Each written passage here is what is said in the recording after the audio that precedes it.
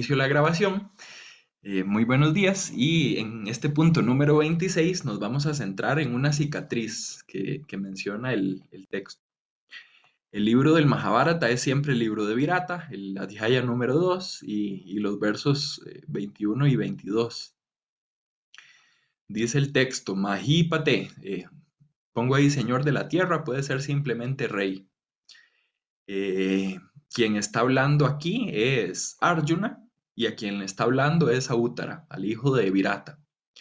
Estamos en un momento de reconocimiento que nos ubica más bien antes de los reconocimientos que habíamos visto al final de la sesión del martes anterior.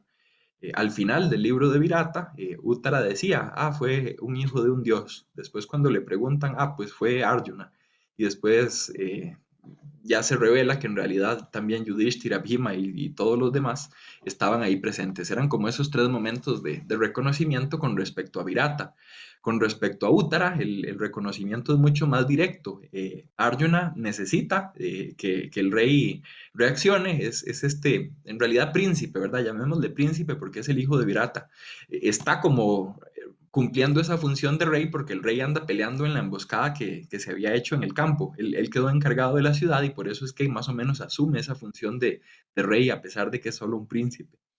Eh, no está seguro de que puedan solo ellos dos hacerle frente a todo un ejército y Arjuna para calmarlo, muy parecido a lo que va a hacer después Krishna con el propio Arjuna en la Bhagavad Gita, lo que hace es revelarle su verdadera persona.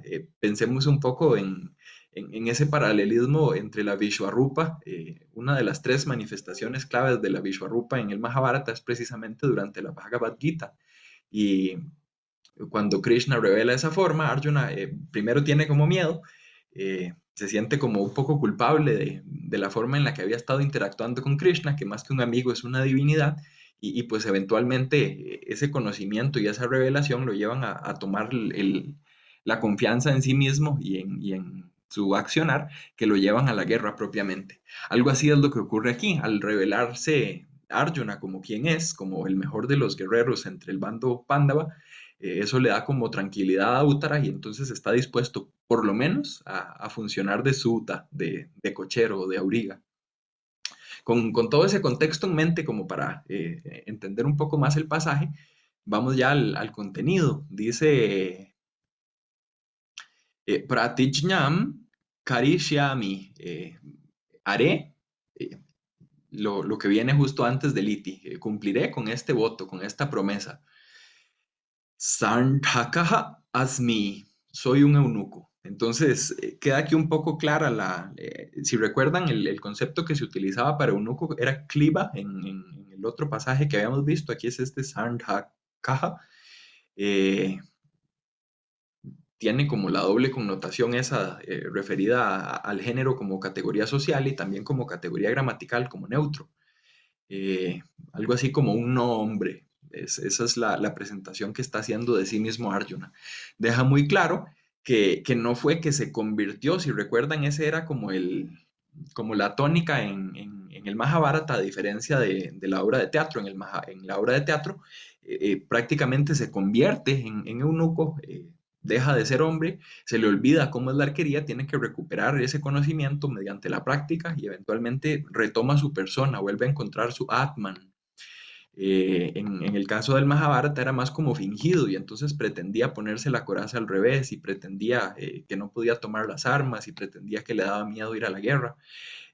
Casi que todos los pasajes que he revisado de momento me van coincidiendo con esa interpretación, con una única excepción muy interesante que encontré un día de estos, y es un momento en el que dice que Virata se asegura de que Arjuna sea un eunuco antes de dejarlo entrar al recinto este interno, que es como le llaman a la habitación o a la parte del palacio donde únicamente están las jóvenes y las mujeres. ¿Cómo se habrán asegurado de que es un eunuco? ¿Cómo habrán pasado esa prueba? No sé, me queda la curiosidad y se las planteo para que sepan que tampoco esto es así como tan blanco y negro como a veces yo lo expongo. Tiene como sus puntos de duda y pasajes que hay que revisar un poco más para ver estas interpretaciones. Pero bueno, esta por lo menos que elijo, sí coincide con el planteamiento que venía presentando la vez pasada y continúa el texto, da la siguiente explicación. Ya Katau hi Mahantau me Sambartum Nurpadush Karau. Entonces, rey o rey, en efecto, o la causa de que tenga que observar este voto, la explicación que da introducida por ese hi, es Mahantau me, mis grandes, no dice mis grandes que. Yo, por el contexto, sobreentiendo ahí brazos. Es muy común el epíteto este de el de grandes brazos, ese Bahuriji, y además por la explicación de lo que se va a poner y de la indumentaria. Y en general creo que está hablando de brazaletes y de brazaletes que lo que cubren es sobre todo el antebrazo.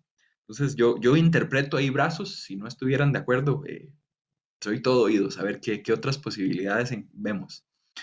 Dice que esos grandes están ya hatau, dañados, heridos o lastimados por ya la cuerda del arco. Pues el arco se dispara con las manos y en principio la parte que se lastimaría es cuando se suelta esa tensión de la cuerda. Lo que rozaría sería precisamente el antebrazo. Entonces sigue coincidiendo como con esa interpretación.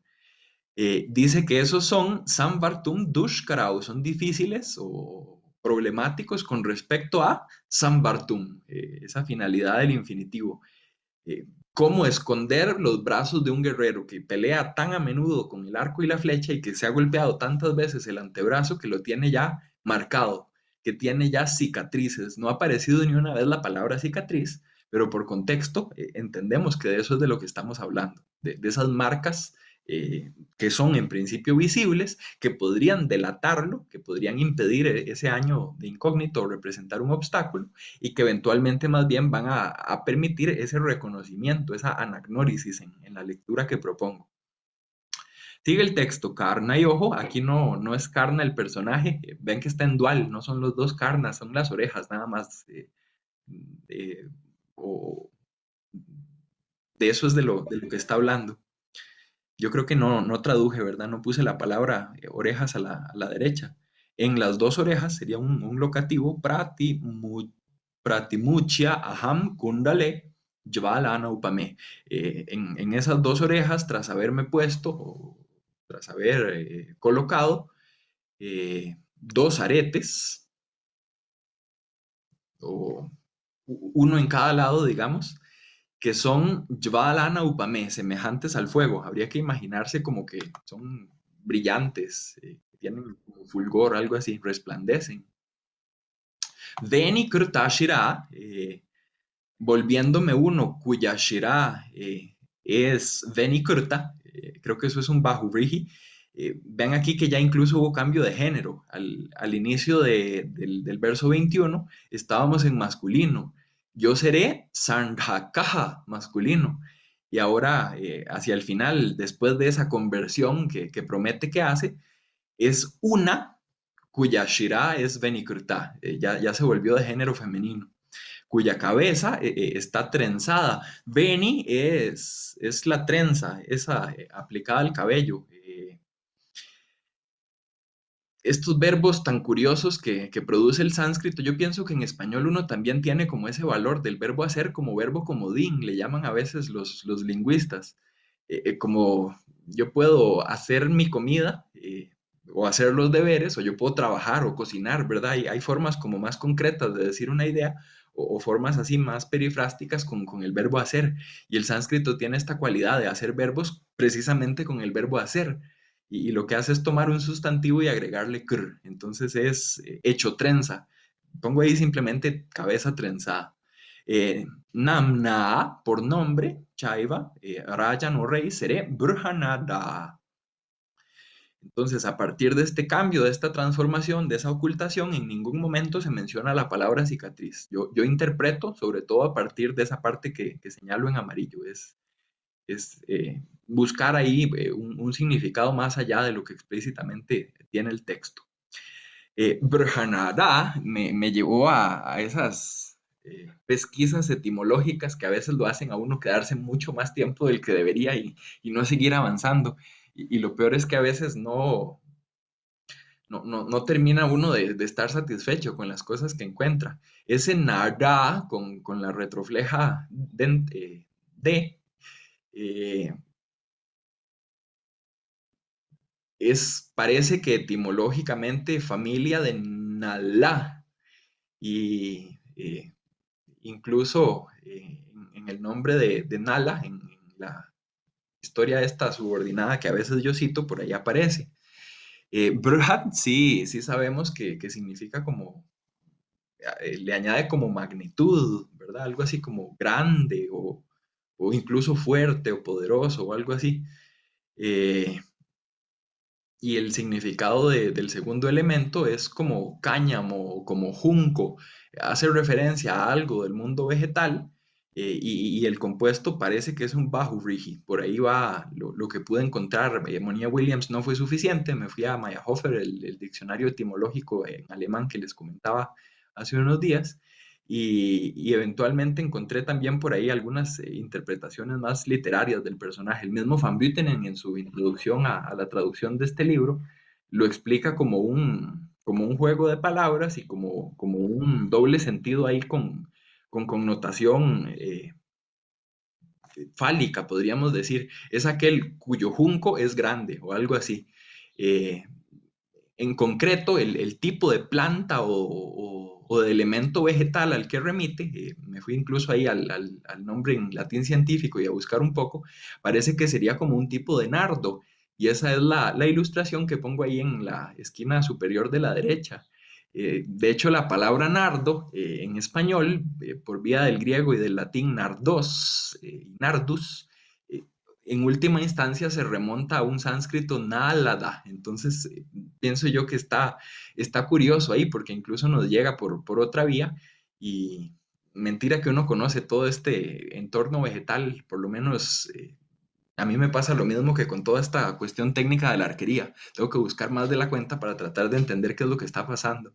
Pero ese sería como el sentido de Brahmanada. Sería un sentido irónico de alguien que ha perdido su masculinidad, por así decirlo, que se ve privado de. Coincide esta interpretación del nombre con la función de Kliva o de Sandhaka que está desempeñando el personaje.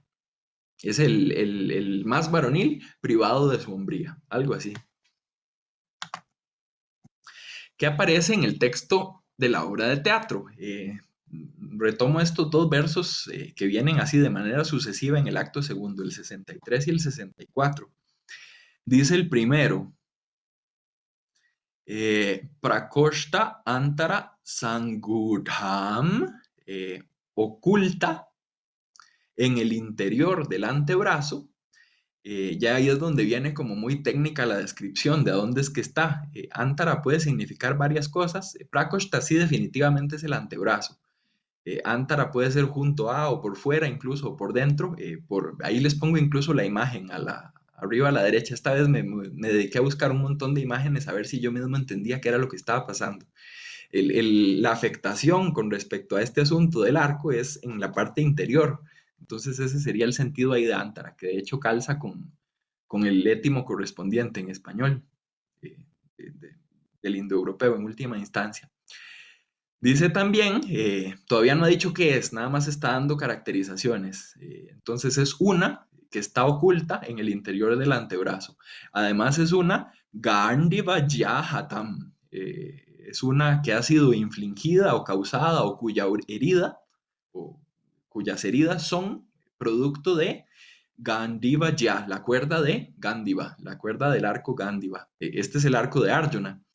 Si está en el interior del antebrazo, si lo ha producido la cuerda de un arco, parece que estamos hablando de lo mismo de lo que estábamos hablando en el pasaje anterior. Lo que pasa es que aquí sí viene el sustantivo kirnam. Kirnam es una cicatriz, lo que no decía explícitamente en el pasaje épico, sí, sí se menciona de forma expresa en el pasaje dramático. Se agrega además Tad. Aquí también dudé un poco, la verdad no busqué en otros diccionarios, pero Monier Williams da quina como palabra masculina, entonces yo como en piloto automático voy ahí, veo un acusativo, me falta como el verbo transitivo y no, me confundo un poco y después bajo ahí y veo tad, ¿verdad? Los correlativos neutros. Entonces parece que también esta forma de quina habría tenido un uso neutro, lo cual es muy común. Una gran cantidad de palabras en sánscrito tienen como eso ese doble uso, ¿verdad? En masculino o en neutro, nada más que no lo encontré registrado en ese diccionario. Dice, esa que Dasha Barshante, al término de los 12 años, Nai Vayati Savarnatam. Eh,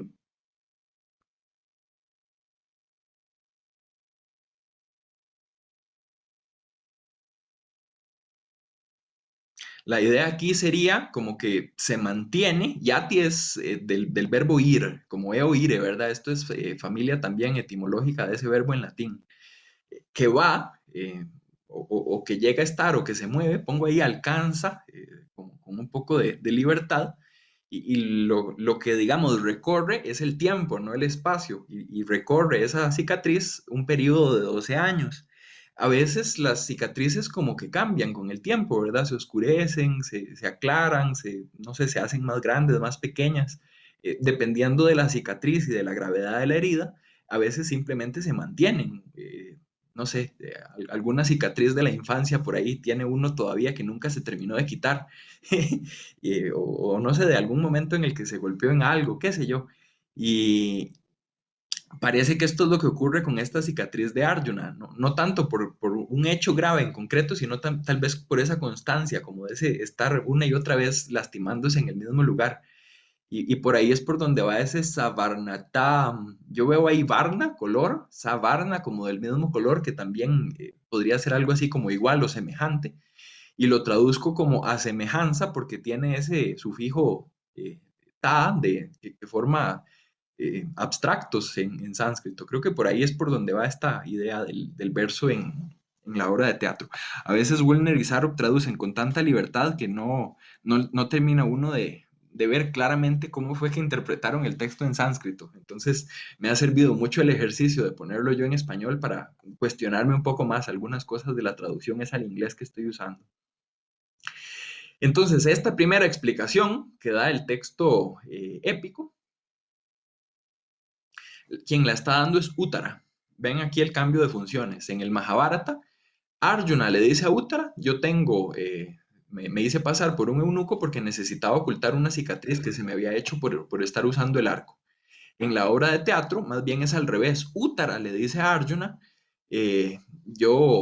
yo lo puedo reconocer y así es como yo le estoy revelando a los demás que usted es Arjuna, porque veo que usted ahí tiene una cicatriz que había estado seguramente intentando ocultar con esos brazaletes y con el ajuar propio de un eunuco, y en realidad eso lo que revela más bien es el uso del arco. Entonces es la misma explicación, solo que da por la persona y a la persona, habiendo hecho el cruce ahí de funciones. La obra de teatro además ofrece una segunda explicación y ahí es donde viene lo interesante de las adaptaciones, que a veces dos cosas se hacen una, pero a veces una cosa se hace dos. Eh, no solo es como quitar y poner cosas, sino también es cuáles y cómo y por qué. Y aquí mi interpretación de esto, de que se mencione dos veces la cicatriz, de que se den dos explicaciones distintas por dos personajes distintos, que se separe ese hecho único del texto épico en dos, es para enfatizar. Hay que ponerle atención a la cicatriz. La cicatriz es algo relevante, algo que nos da más información en el texto. ¿Qué será? Ya ahorita lo veremos. Pero dice este segundo verso, el 64. Etan me pariharyanam vyavartana kritam kinam. Esta cicatriz de mí, mía, eh, fue hecha por, yo no sé esa palabra, me gusta en la medida de mis posibilidades poner sustantivos cuando lo que aparece en sánscrito son esos derivados en ana. La idea es, al haberme quitado los brazaletes, pariharyanam, yo busqué quitada en el diccionario de la lengua española y me decía que es un uso propio de México. No tengo ni la menor idea de si lo que estoy diciendo tenga sentido o no para mi público, pero es el hecho de quitarse, simplemente eso es lo que significa. Eh, Sigue el texto, quien habla aquí más bien es Arjuna, mientras que Uttara en la épica está clarísimo de que Arjuna es un guerrero y de que los demás tienen que reconocerlo como guerrero por la cicatriz.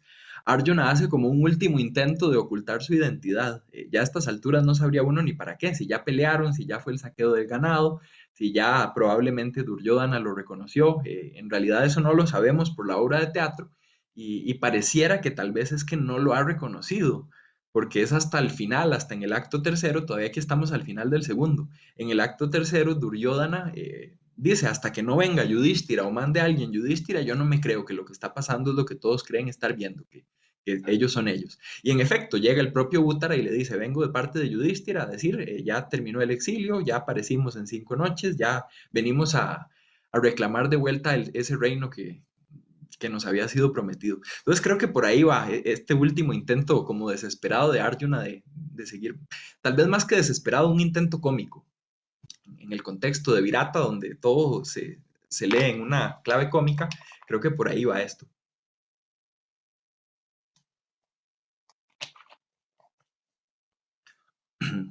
Y da ahí una explicación adicional.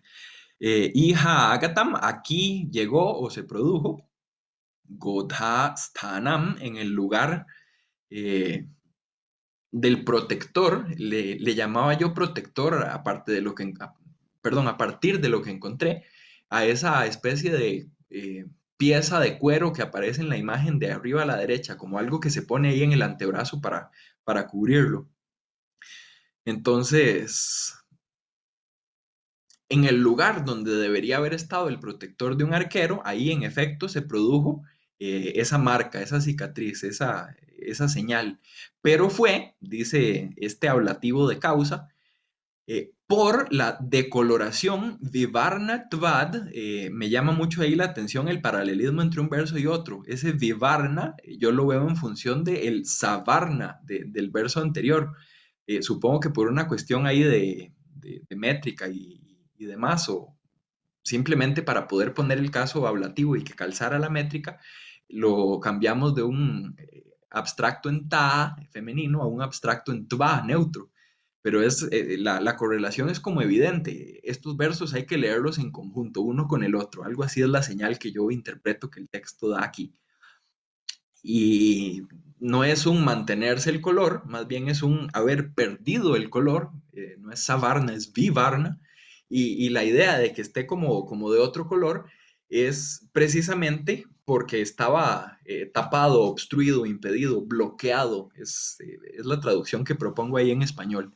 Los brazaletes o lo que yo tenía ahí tapando o cubriendo, produjo como cierta decoloración y y al momento de quitar los brazaletes, de tomarlos fuera para tomar las armas y poder ir a pelear, como que se reveló eso que en realidad se explica muy fácil simplemente por la falta de sol, por haber estado mucho tiempo con pulseras ahí en ese brazo, entonces por eso es que se ve esa marca. No tiene nada que ver con el arco. Eh, Enfatiza Uttara, minimiza Arjuna. Complementan las dos explicaciones y señalan que la lectura y la interpretación tiene que ir ahí muy focalizada a este elemento de Kirna, de la cicatriz. Vamos a ver qué más encontramos con respecto a esta identidad de los personajes, qué es lo que está en juego hacia el final del acto segundo. Arjuna se relaciona con Shiva.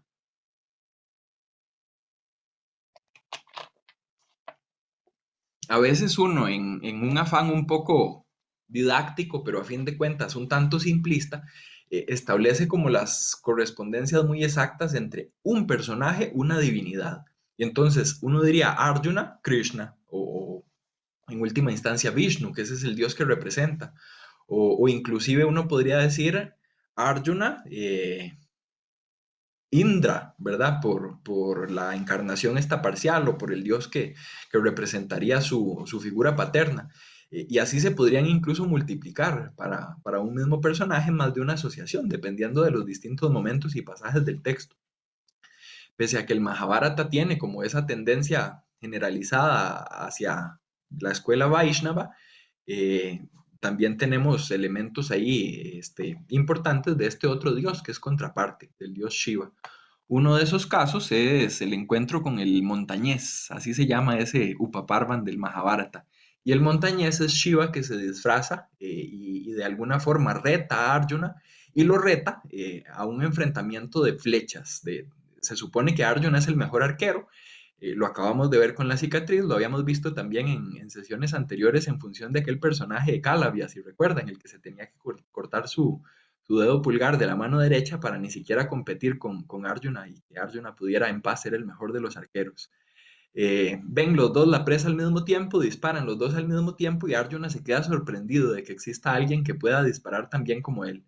Intentan pelear un poco y eventualmente Arjuna se da cuenta de que no lo está logrando derrotar con costos y está pudiendo mantenerse al mismo nivel, como responderle de la misma forma en la que el otro ataca.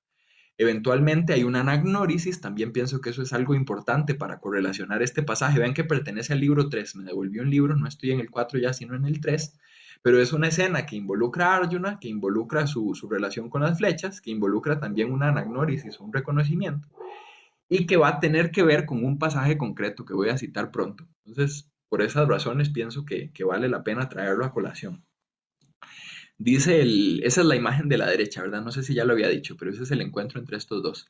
También este pasaje se reelabora, esto sí no lo había dicho, se reelabora o se adapta, para usar mi terminología, como un Mahakávya, como uno de esos epopeyas cortesanas, a veces traducen el término al español, que en principio son como cinco grandes de la literatura clásica de la India, y una de ellas es es una adaptación, no en teatro, sino en esa epopeya cortesana o Mahakávya, del encuentro de Arjuna con el montañés. Dice el pasaje, ya cerrando, perdón, ese paréntesis, Sthiro bha vasva, quédate firme o quieto, mantente firme. Mokshami sayakam ashanim iva. Lanzaré o arrojaré Sayakan, esas flechas son las que me permiten esa relación. Eh, Son flechas como rayos. Hay un símil para completar el primer hemistiquio. Y de vuelta en la segunda mitad, Ghatas va para allá, perdón, para allá, Shaktiá, esas dos van juntas, adjetivo y sustantivo, con el mayor esfuerzo, con tu mejor esfuerzo, procura esforzarte. Es como la misma idea en los dos, ¿verdad? Ghat tiene esa idea de procurar o esforzarse, y Shakti es la fuerza, el poder o el esfuerzo también. Es como esfuérzate con esfuerzo, pero como en sánscrito son dos palabras distintas, procuré buscar también dos distintas en español. Munchat vamapi sayakan. Entonces, lanza tú también. Si se fijan, ese muncha es el imperativo del futuro que aparece arriba, mokshyami. Y ese sayakam en acusativo plural es exactamente el mismo género, número y caso del primer hemistiquio. Hay una correlación, entonces, es una batalla con flechas, flechas en las dos direcciones, fuerza o despliegue de habilidad de las dos partes, y en última instancia como cierto equilibrio, como cierto balance. Shiva es alguien a quien Arjuna simplemente no puede derrotar. Sí, quedarían como empatados, ¿verdad? Tablas. No hay uno que triunfe sobre el otro. Con ese pasaje en mente vamos a leer este otro, viene un poquito después de los dos versos de la obra de teatro que cité sobre la cicatriz. Los de la cicatriz eran 63 y 64, este es el 65, y cito primero los padas A y B. En un rato citaré C y D porque tratan de otro tema, como que en este final del acto segundo se concentran una serie de elementos que son, desde mi punto de vista, importantes para entender la adaptación. Dice el pasaje, Rudra Varna Avalita Angaha Yadiyaham Bharataha Arjunaha. Entonces, sí, pongo primero ese Yadi.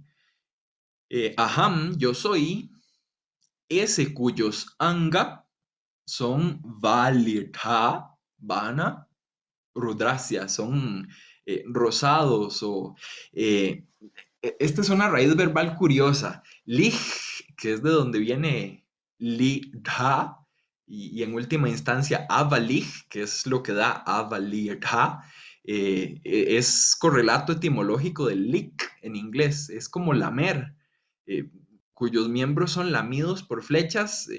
Yo lo que imagino o lo que interpreto es como que pasan muy cerca, como que pasan rozando sin necesariamente atinar en el blanco y causar alguna herida grave. Creo que por ahí es por donde va. El texto lo frasea de una forma distinta y yo decido traducirlo así. Entonces, yo soy ese cuyos miembros... recuerden, este es Arjuna quien está hablando en la obra de teatro. Yo soy ese Arjuna cuyos miembros han sido rozados por las flechas de Rudra. Rudra aquí sí entendemos Shiva en singular. Parece que este Arjuna de la obra de teatro nos está diciendo, sí, claro, yo soy ese Arjuna, cuyo nombre ha llegado a sus oídos, algo así nos había dicho en uno de los pasajes anteriores. Claro, ha llegado a nuestros oídos en el Mahabharata, en este libro menor, en este pasaje en el cual peleó contra las flechas de Rudra o de Shiva. Eh, Sí, sí, yo soy ese que dicen, yo soy ese del que han oído, yo soy ese del Mahabharata, solo le falta decir eso. Yo veo aquí una serie de elementos en los cuales queda muy, muy claro que el texto se concibe a sí mismo como un texto que responde a ese texto previo del Mahabharata. Si tuvieran comentarios de eso después también se los agradezco mucho. Después de hacer mención a ese hecho previo, dice que soy Bharataja, soy ese del linaje o uno de los descendientes de Bharata. Recuerden que esto es muchas generaciones más atrás. Bharata es el hijo de Shakuntala. Y eventualmente yo soy Arjuna. Me encanta la forma en la que la obra de teatro va presentando primero como los datos más generales hasta finalmente llegar al nombre. Así se presentaba Yudhishthira también. Es como un patrón que logro identificar igualmente. Este punto 28 lo he llamado anagnórisis del joven.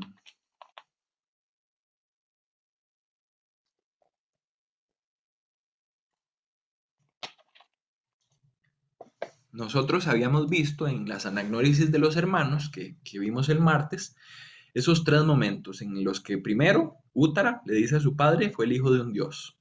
Segundo, eh, Arjuna le dice a Virata finalmente yo soy Arjuna. Y tercero le dice, estos son los demás, ¿verdad? Este es Yudhishthira, este es Bhima. Aparte de esos tres momentos de anagnórisis, el Mahabharata también nos ofrece uno que más bien está antes. Todos esos otros son del libro 62 en adelante. Este está en el libro 34. Esta es la primera de las anagnórisis del Mahabharata. ¿Por qué la dejé de última? Porque en mi lectura calza o coincide más bien con la anagnórisis de Abhimanyu en la obra de teatro, que es el pasaje que voy a citar ahorita como correlato. Entonces regreso al primer momento en el que Arjuna se revela y revela también la identidad de sus hermanos. Y esto es para convencer a Uttara de que las armas que está bajando del árbol Shami son las de los Pándavas, que ellos son los Pándavas, que él es Arjuna, el de los 10 nombres, que en efecto va a poder pelear él solo contra todo el ejército Kaurava, para calmarlo, decíamos hace un rato. Inicia así bastante directo, muy al contrario de la forma en la que se dan las anagnórisis en el teatro. En el teatro vimos, yo soy el que peleó con las flechas de Shiva, yo soy el descendiente de Bharata, yo soy Arjuna. Aquí de una vez, Aham Asmi Arjunaha, como en la clase uno de sánscrito del primer curso que uno lleva, si le enseñan a presentarse o a decir el nombre o lo que sea, algo así diría uno, muy, muy directo, al grano, sencillo. Y después alguna otra información, Partha, el hijo de Pruta o Kunti. Y vienen después el resto de nombres de los hermanos. Sabhastaraja, el que ayuda o el que recoge cosas en el Sabha, ese es Yudhishthira. Le habíamos puesto ayudante de salón en una traducción anterior. Balava, ese es Bhimasena o Bhima. Pituste Rasa Pachakaja, el cocinero. Esta palabra curiosísima, yo pienso que Rasa Pachakaja simplemente es una palabra que significa cocinero. El que aplica el proceso de cocción, Pach tiene que ver con eso, con pasar por el fuego. Eh, Tiene ese K, pero como derivado, pero la raíz es claramente ahí Pach y lo hace por medio de raza. Raza no aquí entendido como teoría estética, sino simplemente como sabor.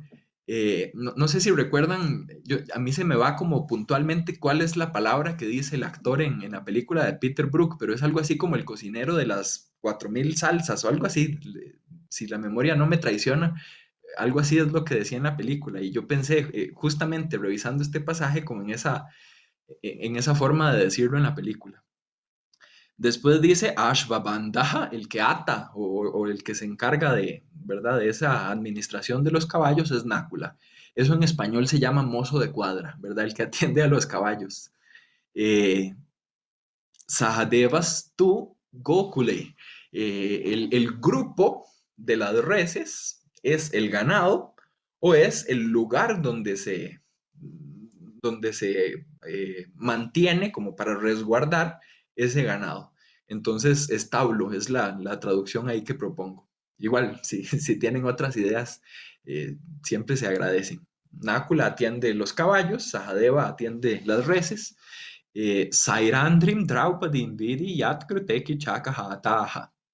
Entonces, y sabe tú, Vidhi, que aquí hay un juego de palabras, por supuesto. Esa figura que en sánscrito se llama slesha, cuando una misma cosa puede significar dos.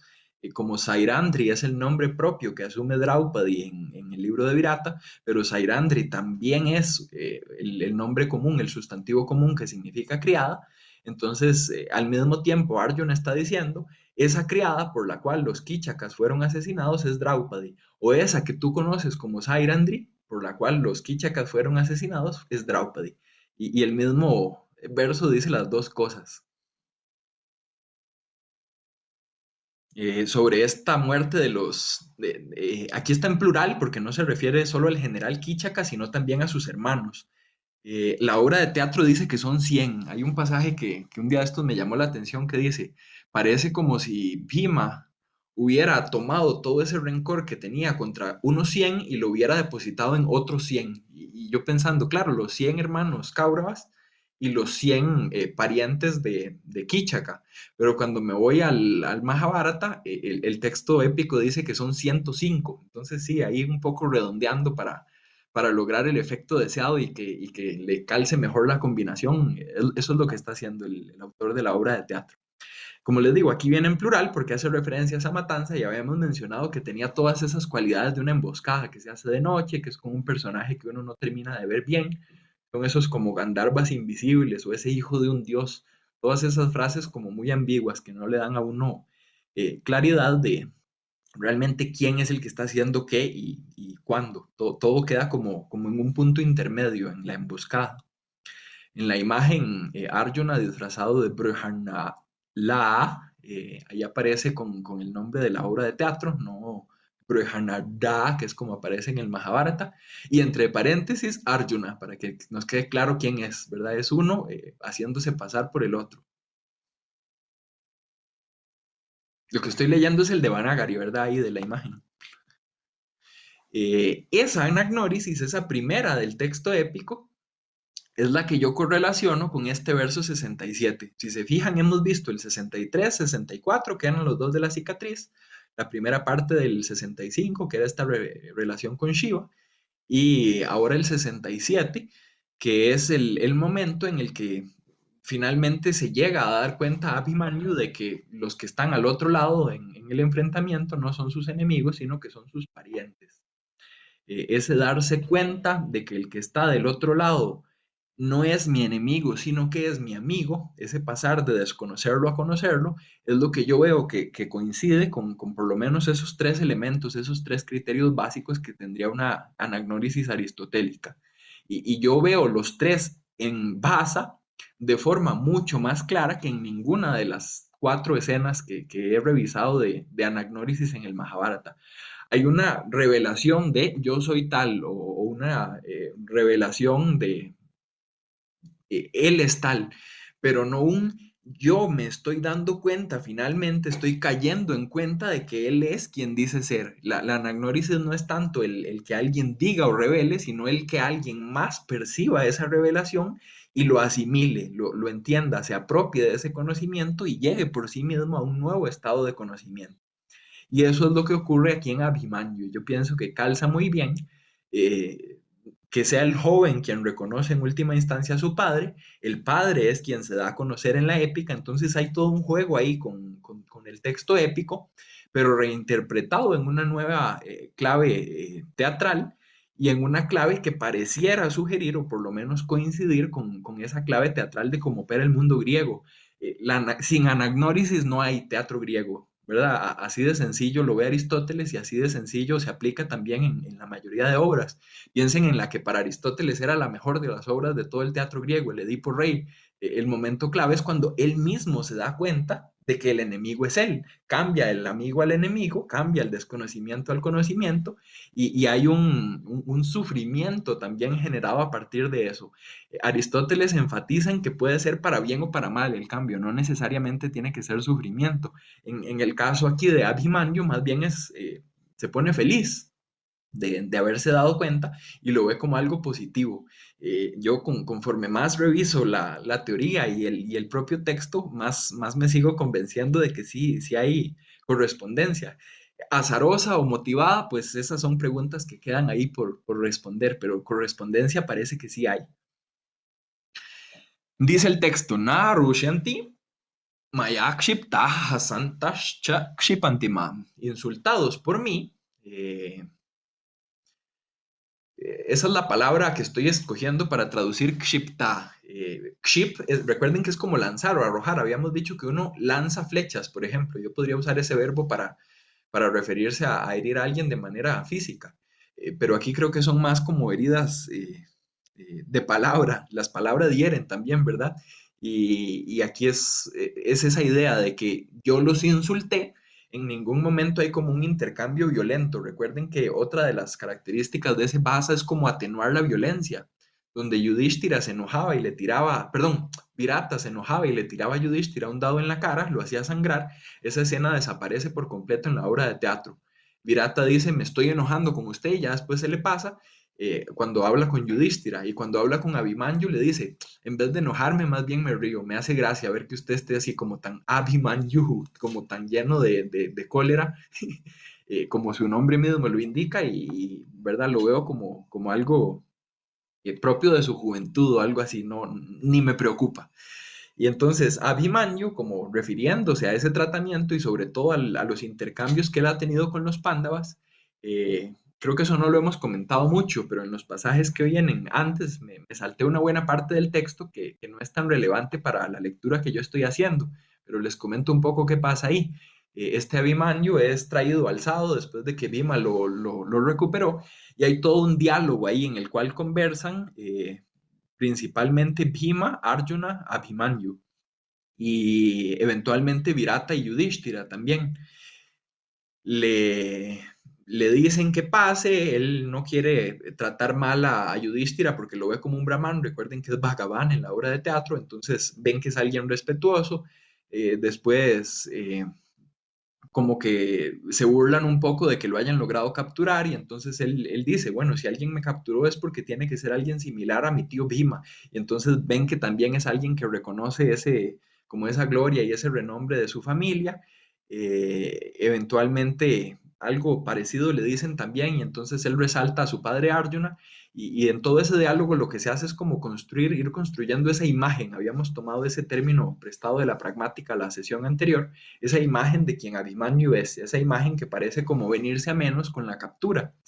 Y con todo ese contexto ahí antes de llegar a los versos 60 y tantos, vemos esta reversión. Ellos son insultados por mí, Na Rushanti, no se enojan. Hasantaja, más bien riéndose, Maam Kshipanti, me insultan de vuelta. Es como una especie de atenuación de la violencia física del texto del Mahabharata. Aquí no hay ganado muerto, no hay elefantes muertos, no hay personas muertas. El Mahabharata incluso menciona en algunos pasajes eh, que son así como ríos, como una piscina casi de sangre, de la cantidad de muertos en este saqueo de ganado. Dice Van Buitenen, no, afortunadamente ningún personaje principal muere, todos los Kauravas que son como líderes escapan, pero sí hay bastantes bajas en el contingente. Todo eso se elimina en la obra de teatro. eh, digamos que esos dos principios clave, cito aquí a Alan Sommerstein, un especialista en tragedia griega. Dice él que como que las dos convenciones básicas que tiene el teatro griego, que son como convenciones implícitas porque no están formuladas en la poética o en otro tratado, son no muertes en escena y no heridas en escena. Y hay como una explicación ahí para las excepciones en función de esos dos criterios básicos. Uno no mata, uno no hiere. En el Natya Shastra, varios pasajes se dedican también a esta prohibición de no muertes en escena. Y pareciera que no solo es no muertes, sino también este otro componente o esta otra convención de no heridas. En vez de golpearse, se insultan. Es como el intercambio que yo percibo, como ya a nivel macro, viendo la obra en grande, con los distintos componentes, ese cambio de la violencia física por violencia verbal, violencia simbólica, dirían algunos filósofos. Y por ahí va el planteamiento, más o menos. El otro hemistiquio, Dishtya go grahanam svantam pitaraha yena darshitaha. Por fortuna, esa es mi traducción para ese Dishtya, que se ha gramaticalizado y es prácticamente una exhortación. Go grahanam svantam, el saqueo de ganado, tiene un final bueno, eso es un svantam. A veces uno habla de ese famoso final feliz o incluso es común citarlo en inglés como un happy ending. Si lo citáramos en sánscrito sería un svantam, ¿verdad? Un buen final. Y en esa dirección es precisamente en la que el mismo texto nos va guiando. El acto segundo anuncia que el final va a ser feliz en el tercero. Todas las pistas han ido apuntando en esa dirección. Duryodhana es bueno, Duryodhana promete que va a dar el reino si los encuentran en 5 días. Ya Bhishma sabe que los van a encontrar en 5 días, entonces uno va con ningún estrés y ninguna preocupación. Hablo de uno como auditorio, como público de la obra, sabiendo que va para un buen desenlace. Nada de trágico aquí, nada de esos acontecimientos negativos del Mahabharata. ¿Qué imagen pongo ahí arriba a la derecha? Ese es Abhimanyu muerto. Todo eso no, ¿verdad? En la obra de teatro y en la reinterpretación la historia es otra.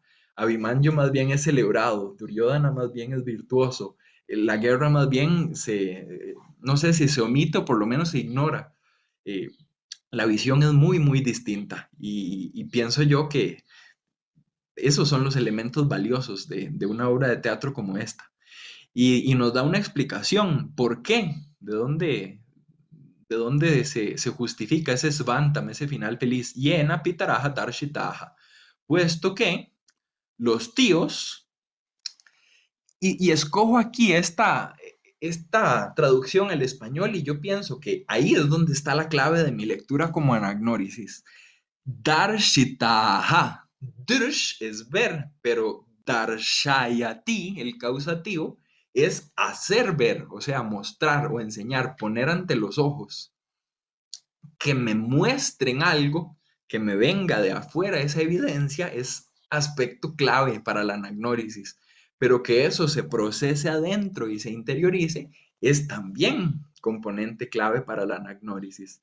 Es ese poner ante los ojos la evidencia, pero a veces, aunque esté ante la vista, no se quiere ver.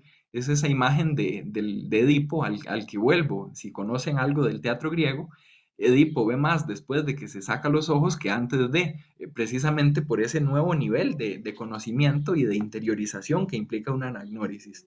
Entonces me ponen ante la vista a mis pitaraja.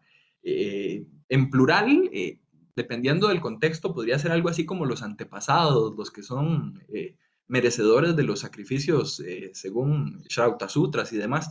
En este contexto, eh, simplemente se refiere a mi padre y los otros que están a su mismo nivel, como a los compañeros de esa misma generación. Monia Williams da traducciones como mi padre y sus hermanos o como mi padre y mis tíos, que es la que yo elijo aquí.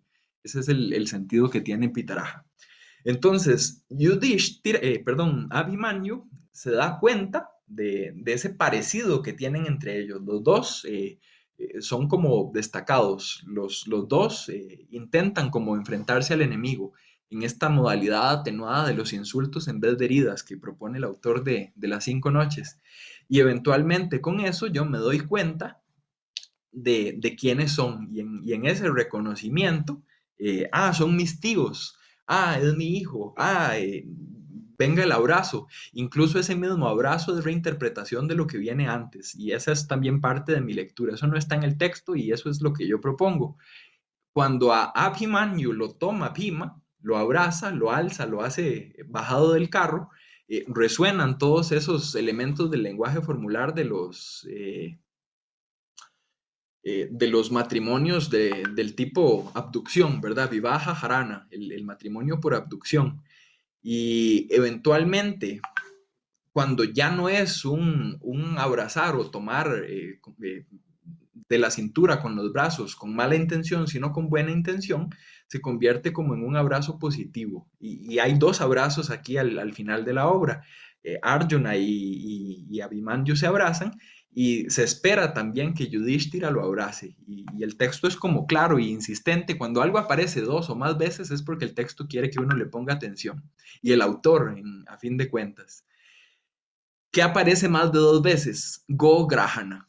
Si se fijan ahí, columna de la izquierda, 267, Dishtya Go Grahana, el texto me está diciendo que el nombre, que el título de esto que está pasando aquí es Go Grahana. Y Go Grahana aparece hacia finales del acto segundo cuatro veces. Tres como Go Grahana y una como Go Graha. Igual, un derivado ahí, solo que masculino, no neutro, de la misma raíz Grah. Pero que me digan cuatro veces que lo que estamos aquí viendo es un Go Grahana, lo que me dice nuevamente es lo que estamos viendo aquí es una adaptación del Go Grahana Upaparvan. El texto está diciendo, yo estoy trabajando con ese otro texto. El autor quiere dejar claro, aparte de todos estos usos, eh, cuál es la fuente con la que está trabajando. Ese es uno de los temas que me ha hecho cuestionarme como más cosas últimamente. ¿Cómo estar uno seguro de cuál es el texto con el que está trabajando un autor en una adaptación? Y yo pienso que la respuesta va por indicaciones de este tipo. No solo eventos y personajes, sino cosas como esta, el mismo título de la obra. No dice por ningún lado Mahabharata, pero tampoco es una adaptación del Mahabharata. Yo le he llamado adaptación del libro de Virata, pero tampoco es de todo el libro de Virata. A lo sumo es de los últimos dos libros menores, el del ganado con mayor énfasis y en un poco menor medida el de la boda, el de las nupcias de Abimanyu y Uttara. Entonces, muy felizmente les comparto algunas de esas conclusiones que he alcanzado en estos días acerca de esa anagnórisis y de esa señalización en el texto de cuál es la obra que se está tomando como base.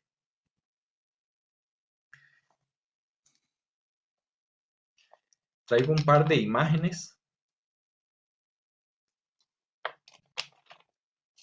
así de forma independiente, como para dividir las primeras tres pares de textos que comenté y los últimos tres, que espero que me alcance esta última media hora para por lo menos llegar al término, a un svantam de nuestro seminario, a un buen final.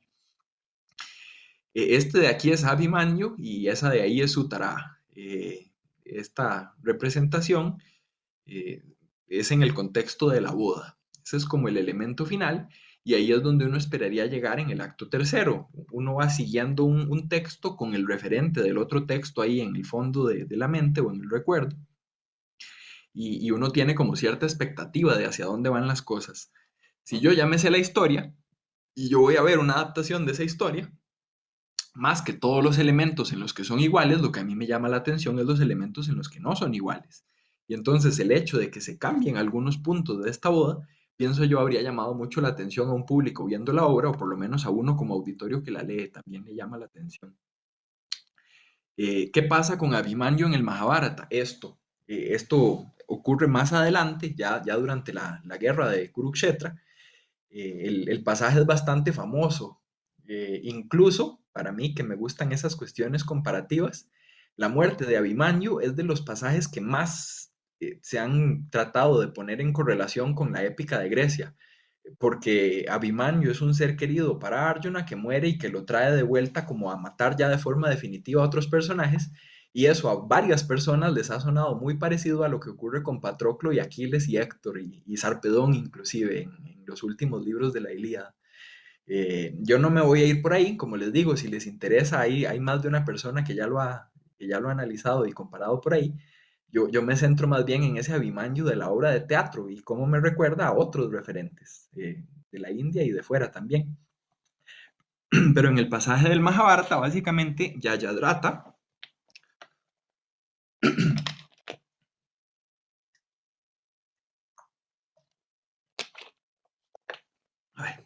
Shamyata, disculpen, Yayadratha como que distrae a Arjuna, lo hace que vaya a pelear con él en un lugar alejado, para que queden solos los Pándavas y con ellos está Arjuna. En ese momento hacen un tipo de formación que tiene un nombre técnico ahí muy específico, es como un círculo, y no encuentran los Pándavas, no saben cómo lograr romper ese círculo, esa formación de los Kauravas. Abhimanyu sabe entrar, pero no sabe salir. Yudhishthira le dice, entre, y nosotros ayudamos después. Abhimanyu en efecto entra, los Pándavas no lo logran ayudar, y a pesar de una serie de hechos heroicos destacadísimos ahí adentro del círculo, eventualmente muere Abhimanyu. Muere por heridas de varios personajes, entonces más que por algún autor definitivo de su muerte, a quien acaba culpando Arjuna es a Yayadratha, que fue quien lo desvió su atención, hizo que fuera a pelear en otro lado, que estuviera lejos en el momento de la muerte de Abhimanyu. Y entonces Arjuna jura matar a Yayadratha. Eso es lo que nos cuenta el Mahabharata. Aquí hay algunas escenas más de ese círculo visto como desde adentro, y Abhimanyu en su esplendor deja en su camino a otros héroes, y uno tiene como esa expectativa de que haya una guerra y de que haya una participación de Abhimanyu como guerrero, y aquí más bien es un Abhimanyu que no puede casi ni pelear, que lo toman alzado como si fuera una novia en estos rituales de Vivaha Harana, y que eventualmente como que es reincorporado a ese orden o restituido a su condición de nobleza y buen posicionamiento social, con el mismo lenguaje de abrazos y de cosas similares. Viene este pasaje del Mahabharata relacionado, creo que en lo que nos falta de estos últimos minutos, haremos ese como ir y venir entre Abhimanyu y Arjuna. Padre e hijo son la clave en este cierre del texto, de las 5 noches. Aquí volvemos por un momento a Arjuna. Dice el Mahabharata en el libro 6, vean que otra vez me estoy adelantando. Para el 6, 114 ya incluso pasó la Bhagavad Gita, esto es mucho después. Ya estamos en el libro de Bhishma, ya estamos peleando, ya Krishna dio su enseñanza, etc. Dice el texto, quien habla aquí es Bhishma, precisamente. Kirtanti mama gatrani, cortan mis miembros, hace referencia a flechas. Ese krt es como en inglés cut, ¿verdad? Es también ahí correlato etimológico. Cortan mis miembros, maghamase gavamiva. No tienen idea del rato que he invertido en tratar de hacer algún sentido de ese símil. Magha Mase Gavamiva. Las flechas que están perforando los miembros de Bhishma en este libro sexto le recuerdan a él y lo hacen formular la idea de que son de algún modo similares a alguna cosa relacionado con vacas y contextualizado en el mes de Magha. ¿Cuándo es Magha? Pues ya, según el calendario hindú, Magha es un mes que está como entre enero y febrero. La ilustración que pongo ahí arriba a la derecha es algo que encontré de un festival, Magha Purnima. Purna significa lleno, entonces Purnima es algo así como la luna llena del mes de Magha, que por cierto este año va a ser el 27 de febrero, es como la fecha que tiene para la celebración esta. ¿Y por qué eso? Porque yo tratando de entender qué sentido tiene el mes de Magha con esas flechas y qué pueden tener que ver esas vacas, la única explicación más o menos coherente con la que he logrado conformarme de momento, es que Kirtanti tiene dos sentidos. Bueno, tiene varios, pero dos por lo menos que podrían aplicar aquí. Las flechas en efecto están hiriendo, perforando, cortando en el cuerpo de Bhishma. Si recuerdan, incluso Bhishma cae eventualmente, poco después de este pasaje, en un lecho de flechas, en eso que Karna en la obra de teatro, que el propio Duryodhana en el Mahabharata consideran como la muerte heroica, lo ideal de un kshatriya, morir así. Pero Kr también significa separar o dividir. Una de las tradiciones en este festival y una de las cosas que se celebran en este mes son donaciones de cabezas de ganado, donaciones de vacas. Si recuerdan, algo que habíamos comentado a inicios de este libro segundo es que Virata en la obra de teatro estaba de cumpleaños y que por su cumpleaños se había traído el ganado del campo a la ciudad, lo tenía como en una especie de upavana, creo que era lo que decía el texto, como de bosquecito o de jardín o de huerto, algo así como que no es la ciudad, pero tampoco es el bosque. Estaba ahí como al alcance y estaba ahí precisamente porque lo que pretendía era donar vacas. Yo conecto esa descripción del texto con este dato interesante que me he encontrado de este festival y pienso, y este festival ocurre en este mes, entonces que así como las vacas son separadas para entregarlas en donación en el mes tal, del mismo modo así separan mis miembros las flechas, en el sentido de cortan o punzan. Le pongo signo de pregunta porque ni yo estoy totalmente convencido, pero esa es la interpretación que le doy de momento. Lamentablemente Van Buitenen no traduce este libro sexto, con quien me guío aquí, que traduce la edición crítica es con De Broy, Vivek De Broy, y lo deja muy ambiguo, simplemente pone como son importunadas las vacas en este mes y sigue, ni una nota, ni una explicación, ni cero. Y yo que soy tan curioso no podía quedarme con eso, necesitaba por lo menos, aunque sea equivocada, una explicación más. Eh, Termina Arjuna hacia ahí me van a Neme Varna Shikandinaha. Entonces, estas flechas son las de Arjuna. Estas flechas no son de Shikandin. Hay todo un truco ahí para matar a Bhishma. Si saben algo del Mahabharata, tal vez lo recuerden. Shikandin es Amba que muere en la pira fúnebre con la promesa de vengarse de Bhishma. Bhishma la había robado de su boda prácticamente, ella estaba ya prometida con un rey, Bhishma se la lleva junto con sus dos hermanas, eventualmente son las dos hermanas las que tienen hijos que son justamente Dhritarashtra y Pandu, y esta ambas se va y se dedica prácticamente lo que queda de su vida y de sus vidas, contando la reencarnación también, a vengarse de Bhishma. Al ponerse al frente Shikandin, Bhishma no pelea porque había jurado nunca pelear con mujer o con alguien que hubiera sido mujer inclusive, y, pero, digamos, no pelear no es lo mismo que perder. Bhishma tenía ese don especial de su padre, de Shantanu, de que podía morir en el momento que quisiera. Menciono aquí muchos mitos y muchas partes, sobre todo del Adi Parvan, del Mahabharata. Espero no agobiarlos, pero es como para clarificar un poco qué es lo que está pasando. Eh, Shikandin evita que Bhishma pelee, pero no es suficiente para que pierda. Bhishma se da cuenta de que quien está ahí, quien está lanzando flechas, en realidad no es ese que él ve ahí al frente, Shikandin, sino que es alguien que lanza las flechas desde más atrás y tiene que ser Arjuna, porque únicamente alguien que sea tan buen arquero como Arjuna sería capaz de derrotarlo. Vemos aquí nuevamente ese pasar de desconocimiento a conocimiento, reconocer a alguien que no es que pasa de amigo a enemigo, es que pasa más bien como de un enemigo a otro. Ese cambio no lo considera Aristóteles en la poética, entonces probablemente no lo podríamos aplicar aquí. Pero sí es un momento en el que Bhishma se da cuenta de que Arjuna es Arjuna durante la guerra, ya más adelante, ya que ni siquiera estaban de incógnito, aquí simplemente yo me imagino como esa gran batalla en la que caen flechas de todo lado y uno que va a estar sabiendo de quién son las flechas que le están cayendo, excepto por Bhishma, que es prácticamente invencible, y Arjuna, que puede vencer casi que a cualquiera, tal vez con la única excepción de Shiva que veíamos hace un rato. Las 5 noches toma esto y lo convierte en Varna Punka Aksharair Vakyair Jva Jihva Parivarti Vihi.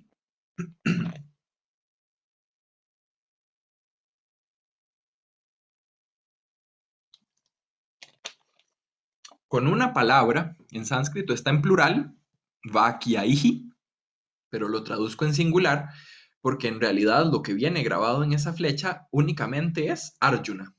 Si ven esa imagen que pongo ahí arriba a la derecha, un arco y una flecha tiene como unas plumas en la parte de atrás.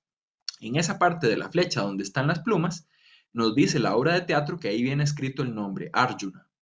Más adelante incluso Bhishma se lo da a Shikandin y Shikandin la toma y lo lee y dice Arjuna. Y ni aún así se convence, es la escena esa que creo que había comentado antes en la que dice, bueno, puede haber más de un Arjuna, tal vez no es el que nosotros conocemos, pero ahí viene escrito Arjuna y el texto describe esto de la siguiente forma: con una palabra cuyas aksharas, cuyas sílabas o cuyos caracteres, yo pongo ahí letras, pero ¿verdad? Es una palabra un poco más compleja, cuyas letras están En la parte emplumada, punka es esa parte de la flecha que lleva las plumas y varna es la flecha. Entonces, una palabra cuyos aksharas están en la parte emplumada de la flecha y además una palabra parivartibihi que pasa por la lengüeta jihva del arco. Ya. Una lengüeta es como una protuberancia de cuero que se utiliza en calzado, que se utiliza en, en bolsos, que se utiliza como en distintos contextos. El diccionario de la lengua española da como varios usos. Lengüeta en español se asocia con lengua y por eso la escogí, porque jihva, asociado sobre todo con Agni, también hace referencia a esas lenguas o lenguas que son las llamas del fuego.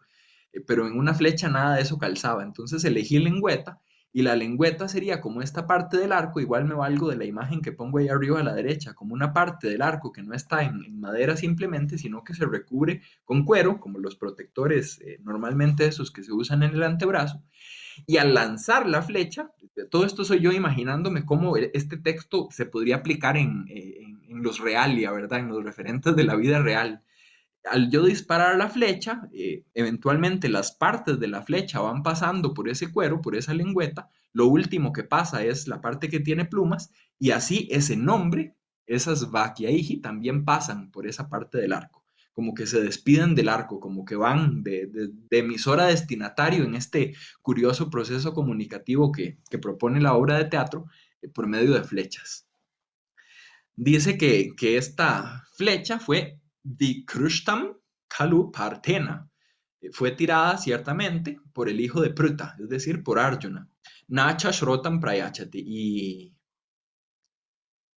ese na no es el adverbio de negación, es el genitivo del pronombre personal. De nosotros, a la oreja o al oído, llega, avanza. Prayam es como enviar, como sí, hacer ir hacia adelante, o sea, enviar. Me llama aquí mucho la atención la sintaxis, un poco rara, ¿verdad? Con esta construcción pasiva, con sujeto agente en instrumental, y de repente un cambio ahí como abrupto a una voz activa sin sujeto, con el sujeto elidido. Eh, Algo tendrá que ver con la métrica, también la literatura cávida tiene como su registro muy propio. En principio a uno le cuesta un poco más descifrar esta sintaxis que la de un Mahabharata, en la que todo es como más fluido, más claro, pero la interpretación y la traducción que yo doy es esa que pongo ahí.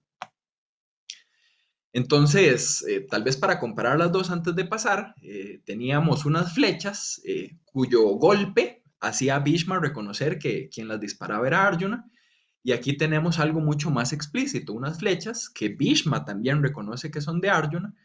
Quien recita esta estrofa 17 del acto 3 es el propio Bhishma, y la forma de reconocerlo es más evidente, no es tengo la intuición de que me suena como, se sienten como los golpes de Arjuna, no, es Arjuna quería mandarnos un mensaje, si nos hizo llegar estas flechas es porque las flechas tenían algo que decirnos. Tome, Shakuni, ¿qué es lo que dice?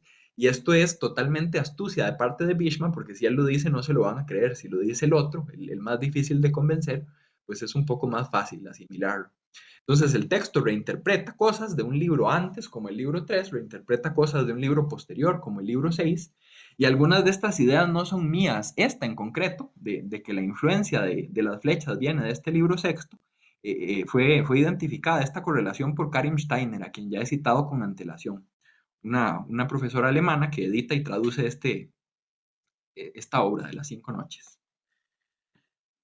Las ropas, el número 30, nos faltan dos únicamente.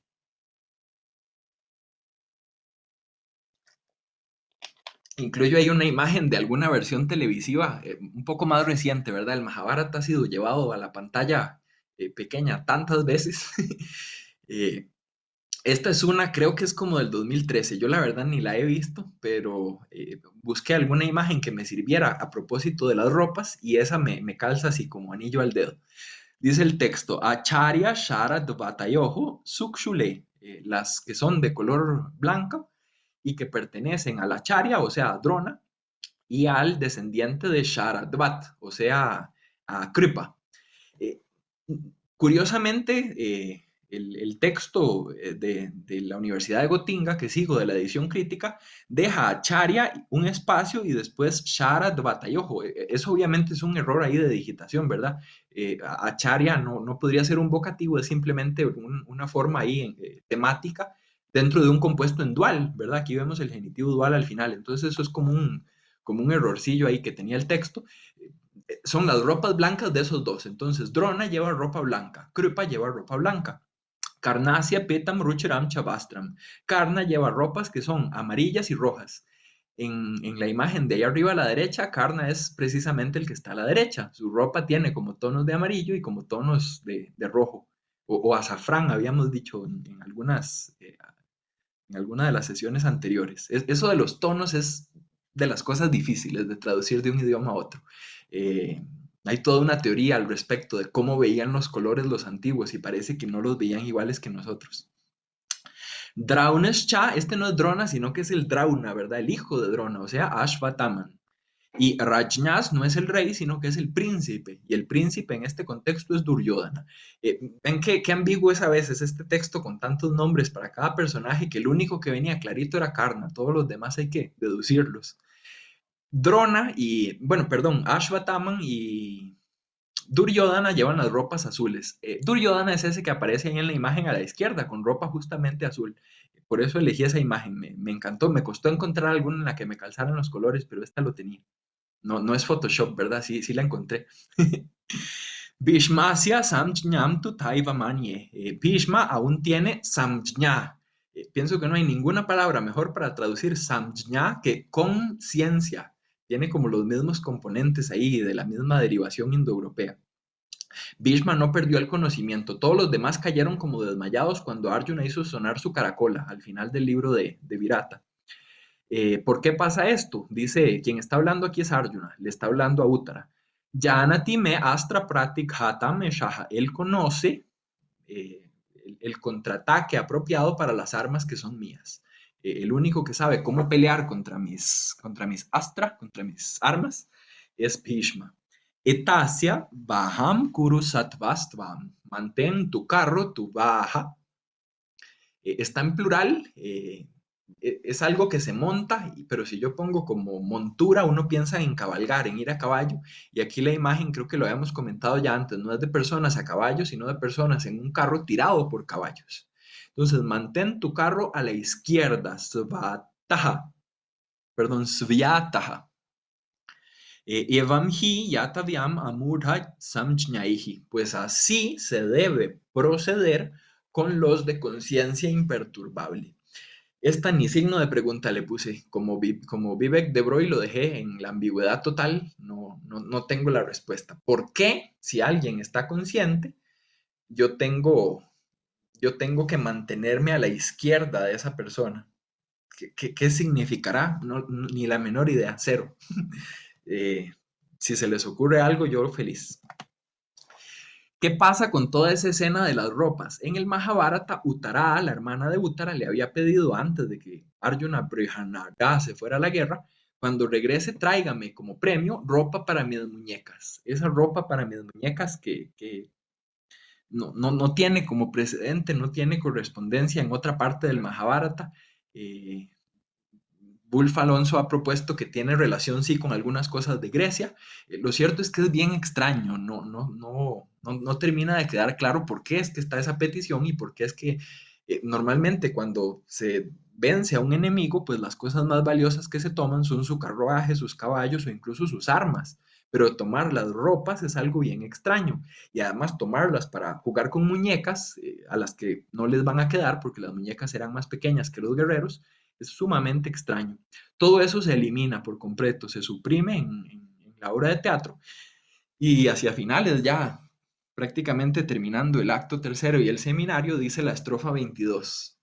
Atvana Malpam, el viaje es corto, Atimukta Yavaihi Turangaihi. Especialmente, o la razón de que sea corto es porque los caballos, esa palabra ahí interesante, Tura es rápido y Ga es ir. Entonces, en este Upapada, los que van rápido son los caballos. Porque los caballos, cuya velocidad Java es atimukta, completamente libre, dejada sin restricción. Y después viene una idea que es contraria, no viene un tú o un pero yo lo incluyo. Agachata, el regreso, yo veo ahí un sustantivo abstracto. Agacha es la acción esta de regresar y agachata sería un femenino abstracto derivado. Eso es lo que yo interpreto. Como les digo, la Wilner y Sarup a veces traducen de forma tan libre que no acaba uno de entender qué fue lo que vieron ahí. Sí, sí, el sentido está, pero digo yo, como exactamente cómo interpretaron cada compuesto, cada palabra, a veces es difícil. Patí es locativo, entonces mi regreso a lo largo del camino, Ratena con el carro, Vilambitame fue uno que fue sometido a retraso. Eh, a pesar de que el camino es corto y de que los caballos son rápidos, yo duré mucho en regresar. Esto es lo que está diciendo Útara en la obra de teatro. Si recuerdan, había toda una justificación en el texto de por qué se tardaba tanto en llegar de un lugar a otro. En el Mahabharata era porque había que ir desde el campo hasta la ciudad. En la obra de teatro se tardaba porque solo había un carro. No sé cómo en un reino solo hay un carro y un cochero para el rey, pero entonces como el hijo se lo llevó, el padre no puede ir. Y al regresar, a pesar de que asumimos que viene de un lugar que está bastante cerca, dura mucho. Y entonces el texto ofrece una nueva explicación, una nueva justificación aquí del retraso. Y con esa imagen que decidí tomar de una caricatura en vez de poner algo real, porque hay muchas imágenes muy tristes de maltrato animal contra los pobres elefantes, el texto lo que nos dice es Kaunteya Bana Nihataihi Dviradahi Samantat. Por todas partes, los de dos colmillos, Dvirada es un elefante, ¿verdad? El que tiene dos colmillos, que han sido abatidos por las flechas del hijo de Kunti, o sea, de Arjuna. Dujkena y Antituraga, los caballos míos, avanzan con dificultad. Vishamahi Pumihi, puesto que la tierra es irregular. Hay tantos elefantes muertos que al caballo le cuesta caminar y atravesar el terreno para poder llegar de un lugar a otro. Es esa misma idea. No hay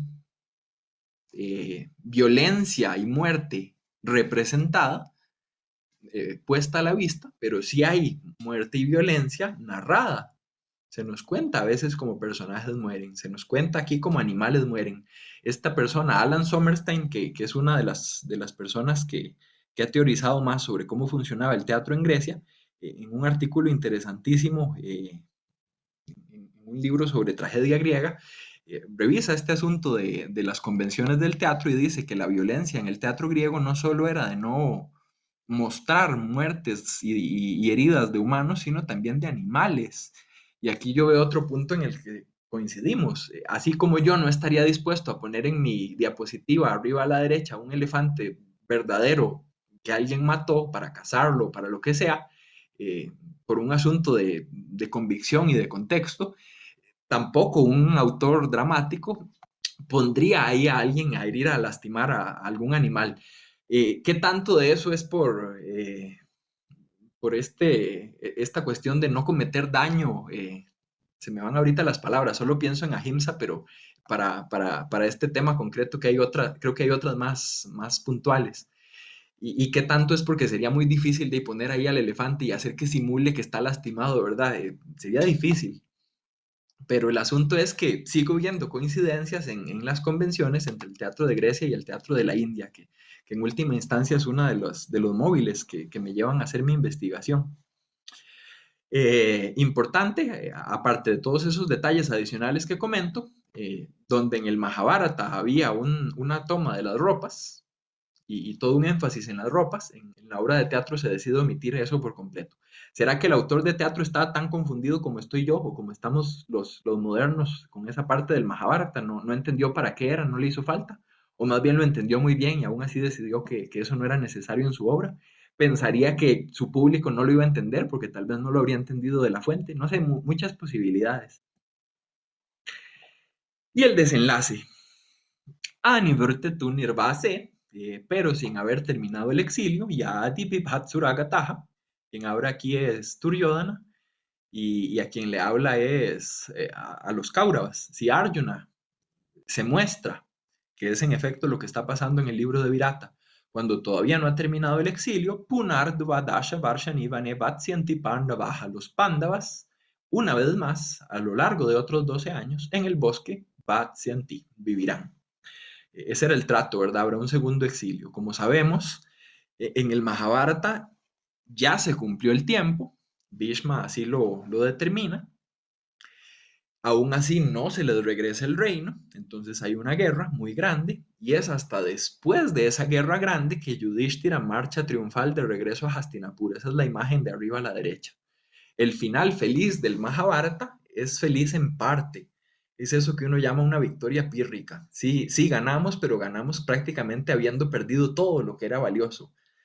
Eh, desde la moral, desde el dharma que se vio afectado, hasta las personas cercanas, amigos, familiares de los dos bandos. Es prácticamente una aniquilación entera lo que ocurre en el texto. Y ese desenlace de una especie de triunfo, de éxito, de marcha de regreso, viene hasta mucho después. ¿Cómo nos presenta la obra de teatro el final, más bien? Bhagam, por supuesto, datam maya, por mí es dado o será dado, Rajam Pandavebhyaha, el reino a los Pándavas. Ese reino, Yathapuram, con la ciudad de la cual estamos hablando, la ciudad respectiva, o sea, Hastinapura. Ese Yathapuram es Hastinapuram. Murtepi hinaraha sarve satya tishtanti tishtati. No sé si ven ahí los juegos de palabras, las repeticiones de sonidos, las cuestiones ahí también etimológicas. Básicamente ahí lo que hay es un locativo absoluto que une murte con satie y con tishtati. Es decir, la primera palabra, la última y una por ahí en el medio. Esas tres van juntas. La verdad estando muerta, o incluso estando muerta la verdad, ese API, habría que pensarlo como parte del locativo absoluto también. Eh, Naraha sarve tishtanti. Todos, todos los hombres,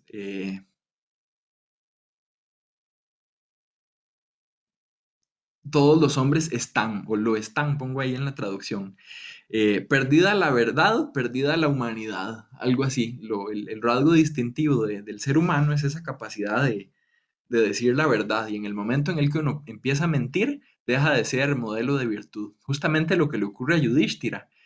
Resuena mucho este final con lo que uno conoce del Mahabharata, pero ¿quién está hablando aquí? Es que esa es la clave. Quien habla aquí es Duryodhana. Y a pesar de que Duryodhana es quizá el mayor crítico de todos estos excesos, de todas estas faltas a la virtud de los Pándavas, Krishna primero, eh, no es él tampoco modelo de virtud, ni mucho menos accede a ofrecer el reino a los Pándavas. Básicamente, la obra de teatro termina con el final feliz antes de la guerra, eh, como en esa famosa obra del teatro europeo en Francia, La guerra de Troya no habrá lugar. Algo así es lo que ocurre aquí con la batalla de Kurukshetra. ¿Pasó o no pasó? Después de que Duryodhana dijo que sí, se arrepintió y se devolvió, o simplemente nunca hubo pelea. Y si nunca hubo pelea, entonces tampoco nunca hubo Bhagavad Gita, que es la imagen que pongo ahí arriba a la derecha, porque eso viene después, ya durante la guerra. Más son los interrogantes que quedan que las respuestas que tenemos, y pienso yo que eso es una obra literaria bien hecha, en la que todo es claro, sin ambigüedad y sin libertad interpretativa. Realmente el mérito suele ser poco. Muchas veces se le ha criticado, y esto ya lo he dicho en más de una ocasión, falta de habilidad a estos escritores que adaptan tanto a los griegos como a los de la India y se ven sus obras como secundarias en función de los textos épicos. Claro, es que los textos épicos son tan apreciados y tan excelentes a su propio modo que intentar contrastar solo, le falta, es como una visión incompleta más bien de quien está viendo y no una valoración de todos esos elementos positivos. Un final abierto, la propia Nell Holly, otra autora a quien he citado a propósito de esta Pancharatram, dice un final abierto como este, que da como para pensar en que todo fue ilusión y tal vez eventualmente terminaba de otra forma, es precisamente el final del propio Mahabharata. Si pensamos en el último libro del Mahabharata, esa especie de visión de lo que sería como los infiernos para eventualmente tener la visión del cielo, y un Yudhishthira que cree que Duryodhana fue premiado y que en realidad pues, todo era al revés de como él se lo esperaba, no está tan lejos de este final, de este desenlace abierto que nos ofrece el autor de Pancharatra. Entonces, incluso aquí, en una de las cosas que uno diría es de lo más distinto que tienen los dos textos, podría uno establecer alguna similitud, y así lo hace esta persona en el Holly. Les recomiendo, si les interesa este tema, que busquen ese libro, Muchos Mahabharatas, y el capítulo de esta persona en el Holly que compara estas dos versiones. Les podría complementar bien la información que yo les he ofrecido, les podría dar algunas otras claves, y agradezco aquí en el chat que me ponen lo de soltar la rienda a los caballos y separar el ganado. Sí, yo sé que hay muchas otras formas de decir mejor estas frases, y les agradezco las recomendaciones. Les agradezco mucho la atención y no sé si tuvieran algo más que decir ahora en el cierre.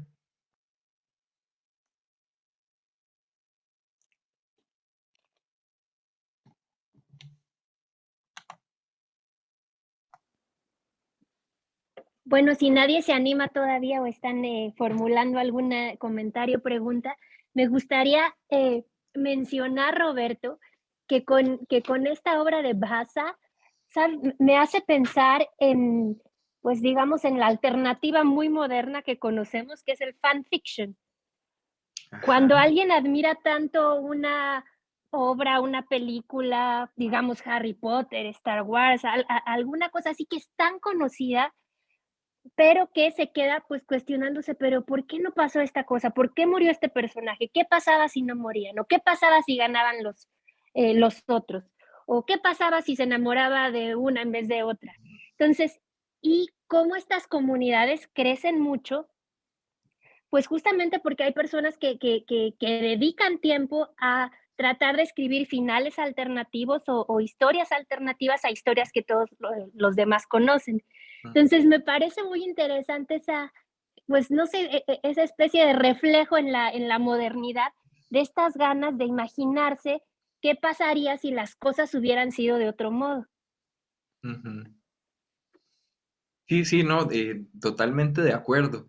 Eh, yo pienso que el mismo Mahabharata, o sea, si hay una obra en la que yo veo que uno se podría inspirar para pensar cómo habría pasado o qué habría sido si, es este mismo texto, donde de repente los personajes dicen una cosa y hacen otra, o se comportan de una forma en un momento y después de otra en otra, y, y se presta en general como para tener diversidad de opiniones.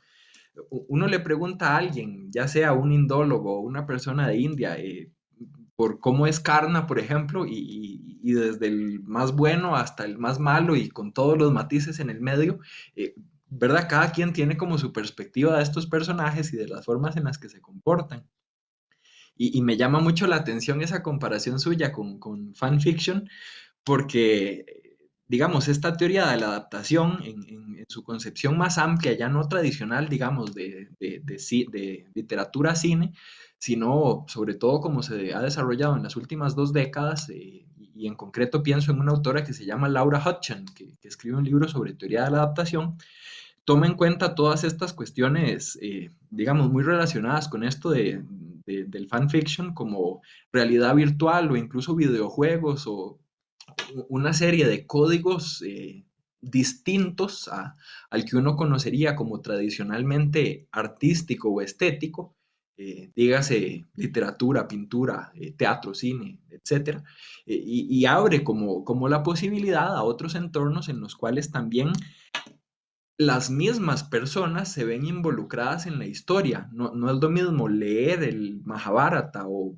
ver la película del Mahabharata que eventualmente jugar un videojuego del Mahabharata, si lo hubiera, puesto que dependiendo de mi desempeño y de mi participación, ya no solo de mi visión, sino de cómo yo enfrente las cosas, puede haber un final o puede haber otro final, y como todos esos distintos niveles de participación con respecto al texto, son tomados en cuenta por esta teoría, que como les digo, de momento yo la he encontrado útil precisamente por su amplitud, y sobre todo porque cuando uno intenta buscar referentes en Grecia y en Roma, hay como cosas muy cuadradas y muy cajones muy poco útiles para incluir a la India. Por ejemplo, en el mundo grecorromano se habla de algo que se llama tradición clásica, y eso es básicamente cómo se adaptan las obras de los griegos a la literatura de Europa y a las artes plásticas y de otro tipo, no solo literarias de Europa. Y de qué pasa con la India y toda esta otra tradición también de mantener temas, de reelaborarlos, ¿verdad? No me habría funcionado tan productivo como más bien otras visiones, que insisto, a veces son pasajeras, tal vez de aquí a algunos años ya se abandone o se cambie por otro modelo, pero de momento dentro de lo que hay disponible yo le he encontrado ahí alguna utilidad práctica.